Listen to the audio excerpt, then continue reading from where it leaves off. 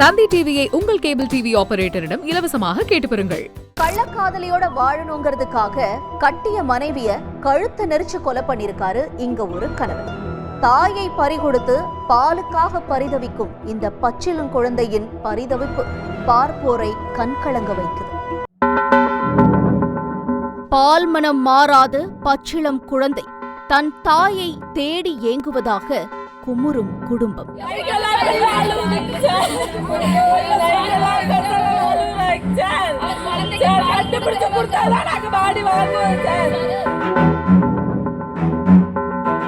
எந்த பெண்ணுக்கும் இப்படி நடக்கக்கூடாது என இயலாமையில் ஏங்கி அழும் தாய். ஆல்ரெடி மண்ணில போட்டுவிட்டோம், எடுத்துட்டு போய் போட்டுவிட்டோம். என் மகளுக்கு நடந்த மேல இனிமே யாருக்குமே நடக்க கூடாதுங்க. இதற்கெல்லாம் காரணம் இவர்களுக்குள் ஒருத்தியாக அந்த பிள்ளைக்கு தாயாக இருந்த பெண்ணின் கொலை. என்ன நடந்தது? இந்த கொடூரத்தை செய்தது யார்? கொலைக்கான காரணம் என்ன போன்ற கேள்விகளுக்கு விடை தேடி விசாரணையில் இறங்கினோம். கொல்லப்பட்டவர் இலக்கியா. திருச்சி மாவட்டம் சிறுகனூரைச் சேர்ந்த இவருக்கு 31 வயதாகிறது. 6 ஆண்டுகளுக்கு முன் அரியலூர் மாவட்டம் உடையார்பாளையத்தைச் சேர்ந்த வெங்கடேஷ் என்பவரை காதலித்து திருமணம் செய்திருக்கிறார்.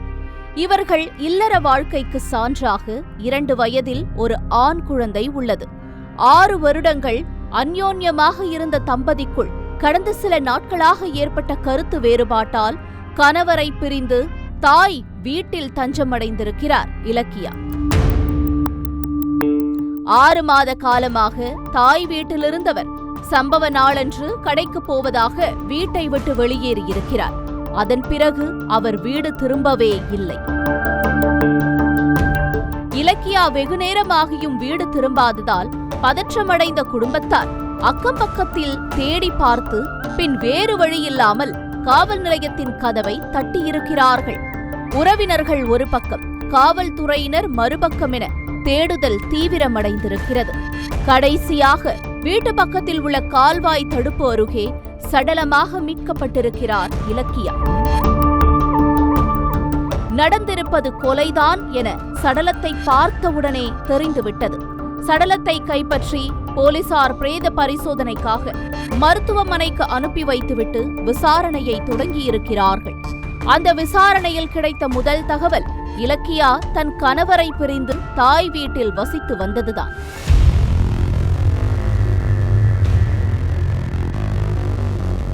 இதனால் போலீசாருக்கு வெங்கடேஷ் மீது சந்தேகம் எழுந்திருக்கிறது. உடனே அவரை தொடர்பு கொள்வதற்கு முன் அவரது செல்போன் சிக்னலை ட்ரேஸ் செய்திருக்கிறார்கள். சம்பவத்தன்று இலக்கியா சடலமாக மீட்கப்பட்ட அதே இடத்திலிருந்து வெங்கடேஷின் செல்போன் சிக்னல் டிராவல் ஆகி இருப்பது தெரிய வந்திருக்கிறது. இதனால் வெங்கடேஷ் தான் குற்றவாளி என உறுதி செய்த போலீசார் அடுத்த சில மணி நேரங்களிலேயே அவரை தட்டி தூக்கியிருக்கிறார்கள். அவரிடம் நடத்தப்பட்ட விசாரணையில்தான் இலக்கியா கொலையிலிருந்த மர்மம் முற்றிலும் விலகியிருக்கிறது. எங்கெல்லாம் திருவிழாக்கள் நடைபெறுகிறதோ அங்கெல்லாம் வீதியில் பொம்மை கடை போடுவது வெங்கடேஷின் தொழில். அதே வேளையில் வெங்கடேஷ் இன்ஸ்டாகிராமில் ஒரு பெண்ணோடு பேசி பழகி வந்திருக்கிறார். காலப்போக்கில் அது தகாத உறவாய் துளிர்விட்டிருக்கிறது. பொம்மை கடை விரிக்கப் போவதாக அடிக்கடி வெளியூர் செல்லும் வெங்கடேஷ் அந்த பெண்ணோடு திருப்பூரில் தனி வீடு எடுத்து தங்கி குடித்தனம் நடத்தி வந்திருக்கிறார். அடிக்கடி வெளியூர் செல்வது, செல்போனுக்கு அழைப்பு வந்தால் தனிமையில் சென்று பேசுவது என்று நாளுக்கு நாள் வெங்கடேஷின் நடத்தையில் இலக்கியாவிற்கு சந்தேகம் அதிகரித்திருக்கிறது. ஒரு நாள் அந்த சந்தேகத்தை வெங்கடேஷின் செல்போனே தீர்த்து வைத்திருக்கிறது. காதலித்து கரம் பிடித்த மனைவி தான் இருக்க வேறு பெண்ணோடு தொடர்பில் இருந்த கணவரை வெறுத்து தன் தாய் வீட்டில் தஞ்சமடைந்திருக்கிறார் இலக்கியா. இதனைத் தொடர்ந்து பல மாதங்களாக தன் மனைவியோடு சுமூக பேச்சுவார்த்தையில் ஈடுபட்டு வந்திருக்கிறார் வெங்கடேஷ். ஆனால் இலக்கியா மனம் மாறி சேர்ந்து வாழ சம்மதிக்கவே இல்லை. இந்நிலையில்தான் வெங்கடேஷ் இலக்கியாவை காண சிறுகனூர் வந்திருக்கிறார். ஆனால் மாமியார் வீட்டிற்கு அவர் செல்லவில்லை. ஊருக்கு ஒதுக்குப்புறமாக நின்று கடைசியாக ஒருமுறை நேரில் சந்தித்து பேச வேண்டும் என மனைவியை அழைத்திருக்கிறார். இலக்கியாவும் வீட்டை விட்டு வெளியேறி வெங்கடேஷ் சொன்ன இடத்திற்கு சென்றிருக்கிறார்.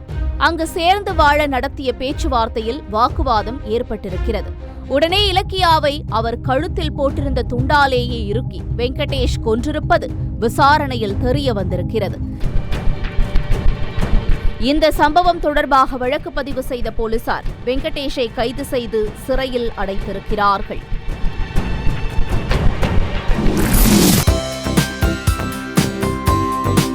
தந்தி டிவியை உங்கள் கேபிள் டிவி ஆபரேட்டரிடம் இலவசமாக கேட்டு பெறுங்கள்.